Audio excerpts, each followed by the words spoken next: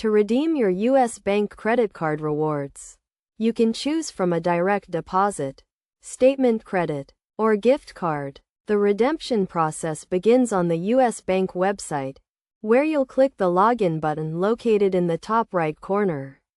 After entering your username and password in the login form, you'll gain access to your account.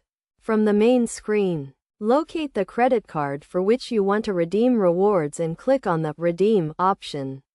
This will take you to the rewards screen, where you'll select Cash Back and then specify the amount of cash rewards you want to redeem. After scrolling down, click Continue to proceed.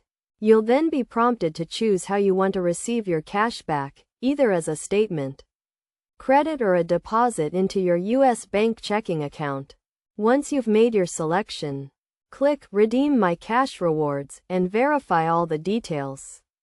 After confirming, click Redeem My Cash Rewards again, and you'll see a confirmation message.